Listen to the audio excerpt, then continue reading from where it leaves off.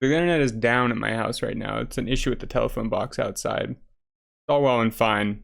What's really upsetting though is that CenturyLink wants to charge me a monthly fee for it to get resolved.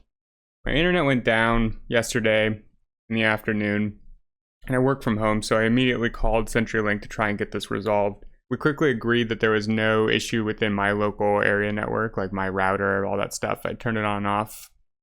Didn't help anything. And they found that there was actually something indeed wrong with the lines outside. That was all well and fine, but what they sent me next was a little enraging. Let me see if I can read this here. They sent me this message with really vague verbiage around what they were going to do when a technician came out to the house to resolve the issue. And they were saying, like, if there's a problem inside their network, then they won't charge me. But if the problem is outside of their network, I'll be charged a $99 fee. And if I want to avoid this fee, I can pay $20 a month to get this insurance coverage that would basically eliminate the fee if it is to happen. Now, my problem with this is that it seems purposeful, that they are not telling me kind of a general rubric of how I might get this fee tacked on to the service visit. The fact that they use such obscure language makes me think that this is done primarily to scare lower income folks into just paying the $20 instead of maybe getting a $99 fee. Seems really scummy. The final thing that really irked me and got me thinking about just how internet service providers are scamming us in 2024 is that they said that they would have a tech come out in a week's time, August 31st. I live in a metropolitan area with a bunch of tech workers that work from home. That is unacceptable in 2024.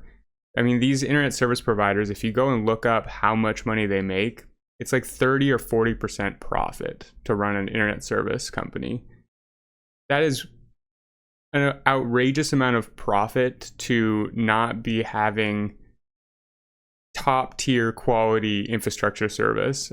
If a phone line goes down that is causing a bunch of people that are part of that street to not have internet access, I expect that to get resolved within a matter of hours in a major metropolitan area. I just don't think there's any reason not to, especially with that profit margin that they make.